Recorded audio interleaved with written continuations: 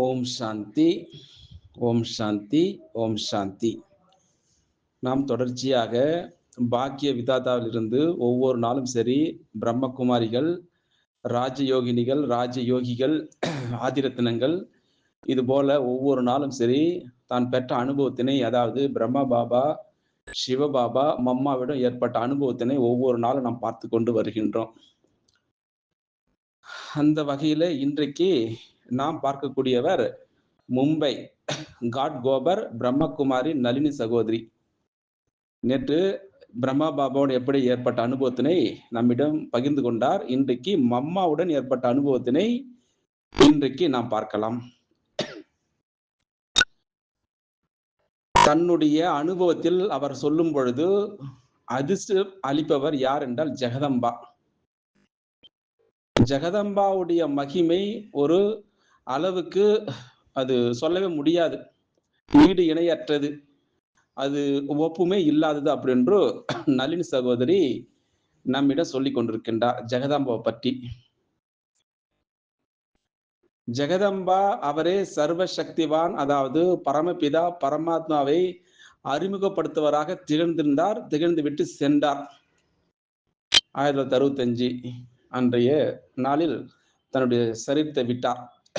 அதாவது சர்வ குணங்களால் அலங்கரிக்கப்பட்ட, தெய்வீக சக்திகளால் நிரம்ப பெற்ற, அனைத்து விதமான தாகங்களையும் தணிக்கக்கூடியவர், அனைத்து விதமான மனோ விருப்பங்களையும் பூர்த்தி செய்யக்கூடியவர்.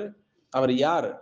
அவர்தான் ஈஸ்வரனுடைய பிரசாதமான சர்வ குணங்களையும் சரி தன்னகத்தை சரளமாக கொண்டிருந்த, அது மட்டுமா நிர்மலமான, அதாவது தெளிந்த நீரோடை போன்ற அந்த சுத்தமான, அந்த சீதளமான, அந்த தூய்மையான, அந்த அமைதியான, அந்த கம்பீரம், இது எல்லாம் அனைத்தும் ஒருங்கே பெற்ற சித்தி சொரூப யார் என்றால் ஜெகதம்பா. அப்படிப்பட்ட உயிரினு மேலான மாதேஸ்வரி அவர்களுடைய புகழை சுயம் பரமபிதா பரமாத்மாவே, அதாவது பிரம்மா அவருடைய கமலவாய் மூலமாக பாடியிருக்கின்றார். இந்த சங்கமுகத்தில் நாம் அனுபவம் செய்து கொண்டிருக்கின்றோம். அதே போல ஜெகதம்பா சரஸ்வதி மம்மாவை பற்றி நான் என்ன எழுதினாலும், நான் எவ்வளவு எழுதினாலும் அது குறைவே.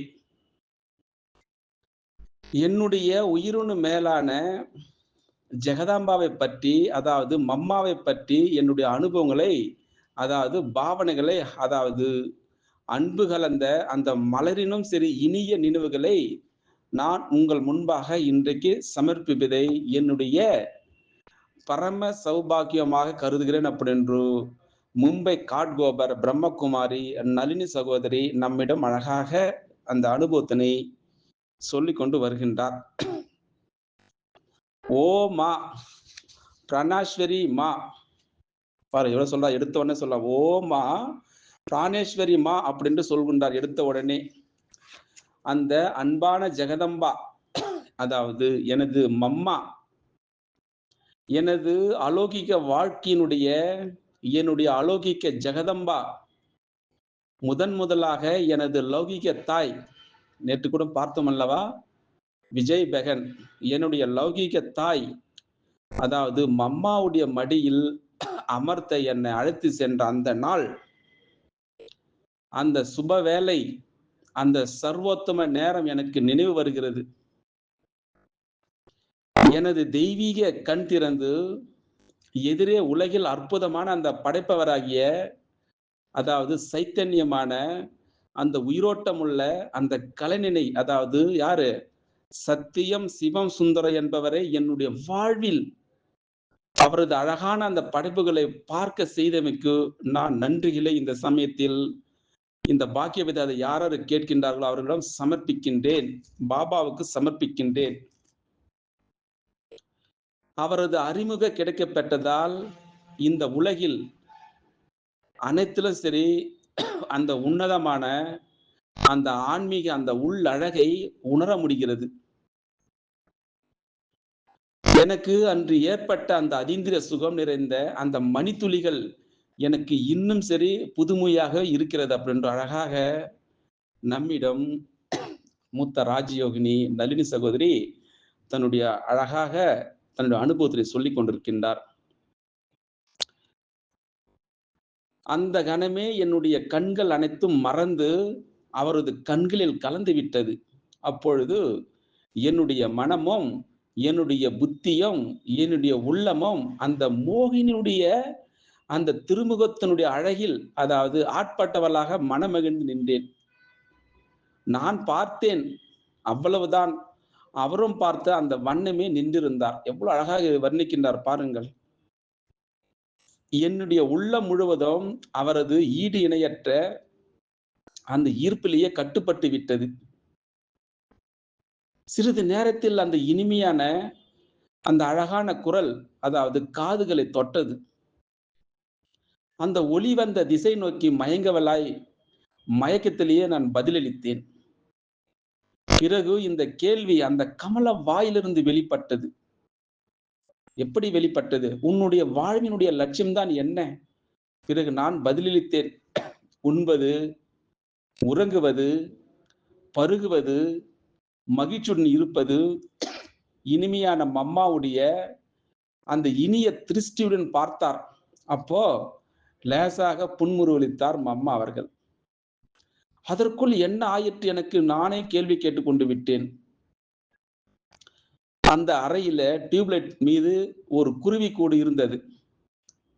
அதில் ஒரு சிறிய பச்சிளம் குழந்தையான அந்த குருவி குஞ்சு அழகான தன் வாயை திறந்து கொண்டு உணவை எதிர்பார்த்து இருந்தது. அதற்குள் அதன் தாய் குருவி ஜன்னல் வழியாக உள்ளே வந்து அந்த கூண்டில் அமர்ந்து வாய் திறந்து அந்த அந்த குஞ்சு அந்த வாய் திறந்திருந்த அந்த குழந்தைக்கு தானியங்களை ஊட்டியது அந்த தாய் குருவி. அப்போ எவ்வளவு அழகான ஒரு மனோரஞ்சகமான காட்சி அது. அது போலத்தான் நானும் சரி, உலகிலேயே சரி, அனைத்து உறவுகளை காட்டிலும் அந்த மேலான உறவு எப்படி இருக்கு தெரியுமா? அந்த தாய் அந்த குழந்தையினுடைய உறவு. அதுபோல எனக்கு அந்த மீண்டும் அந்த அழகான இனிய குரலில் அன்பு நிறைந்த கேள்வி, பார்க்கின்றாயா? ஆம். என்ன பார்த்தாய்? அந்த தாய் தன் குழந்தைக்கு இறை ஊட்டுகிறது தானே? சற்று சிந்தித்து பார். உனக்கும் அதற்கு என்ன வித்தியாசம் என்று கேள்வி கேட்டார் மம்மா அவர்கள். எவ்வளவு இருக்குது பாருங்கள். அதே போலத்தான் இந்த ஈஸ்வரனுடைய வரதானம் மனித வாழ்விற்கே கிடைத்திருக்கிறது. அதே புத்தியுடன் தான் மனிதன் வாழ்கின்றான். வளர்ந்து குழந்தைகளை பெற்று வளர்த்து பராமரிப்பது இதைத்தான் பறவைகளும் விலங்கு கூட செய்கின்றது. மனிதனாக பிறந்த நாமும் சரி இதே செய்தால் பிறகு நமக்கும் அந்த பறவைகளுக்கும் விலங்குகளுக்கும் அதற்கு என்னதான் வேறுபாடு இருக்கும்? மனிதன் உயர்ந்தவனா கூறப்படுவது ஏன்? கேள்வி. மனித வாழ்வில் உயர்வுதான் என்ன அப்படின்று கேள்வி மேல கேள்வி.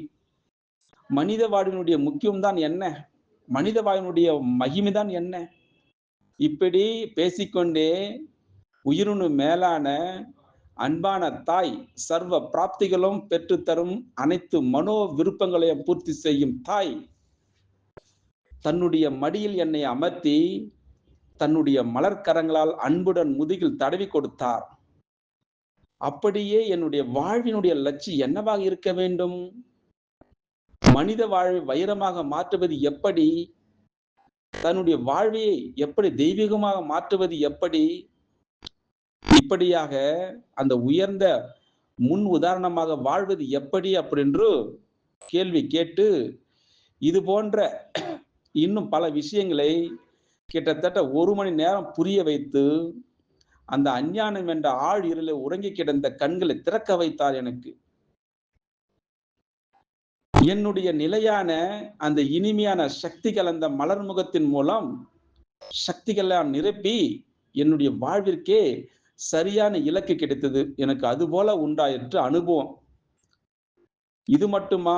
இன்னும் இந்த வாழ்க்கையானது மம்மாவுடைய பாலனை, மம்மாவுடைய தாயன்பு, மம்மாவுடைய ஞானம், மம்மாவுடைய குணம், மம்மாவுடைய சக்திகள் இது போல கை விரலை பிடித்துக் கொண்டு குறிக்கோளை நோக்கி நான் முன்னேறி கொண்டே இருக்கிறேன் அப்படின்று இவ்வளவு நேரமாக நம்மிடம் மும்பையிலிருந்து காட் கோபர்லிருந்து பிரம்மா குமாரி, ராஜயோகினி, நளினி சகோதரி நம்மிடம் இவ்வளவு நேரம் அழகாக அந்த அனுபவங்களை நம்மிடம் பகிர்ந்து கொண்டார். எவ்வளவு இருக்கிறது பாருங்கள். அவர் பிறந்தது 4/4/1942. சரீர் விட்ட நாள் 9/2/2025 பிப்ரவரி மாதம் சரீர் விட்டு விட்டார். கிட்டத்தட்ட 83 வயசு இருக்கு வரைக்கும் அவர் பிரிந்து விட்டார் ஆத்மா. இப்பொழுது அப்படியே அட்வான்ஸ் பார்ட்டில் அவர் இருப்பார். எவ்வளவு அற்புதமான அந்த மம்மாவுடன் ஏற்பட்ட ஒரு தாய்க்கும் அந்த குழந்தைக்கு என்ன உறவு இருக்கிறது. அதே போலதான் பரமாத்மா தாயாக இருந்து நமக்கு அந்த குழந்தைக்கு அந்த குருவிக்கு எப்படி ஊட்டுவது போல இப்பொழுது அந்த ஞானத்தை நமக்கு ஊட்டி கொண்டிருக்கின்றார். இதை கேட்டுக்கொண்டிருப்பவரும் அதே போலத்தான் பரமாத்மா எனக்கு அந்த குருவி போல அந்த குஞ்சுக்கு ஊட்டுவது போல எனக்கு ஞானத்தை இப்போது ஊட்டி கொண்டிருக்கின்றார். அது போல அம்மா கூட சரி அந்த அறிவுரைகளை சொல்லி எப்படி ஆன்மீகத்தை ஒரு சப்சோன் இன்சார்ஜ் உருவாக்கக்கூடிய அளவுக்கு உருவாக்கி விட்டார். பார்ப்போம் நாளைக்கு இன்னொரு விசேஷமான ஆத்மாவை பற்றி. ஓம் சாந்தி, ஓம் சாந்தி, ஓம் சாந்தி, ஓம் சாந்தி, ஓம் சாந்தி, ஓம் சாந்தி.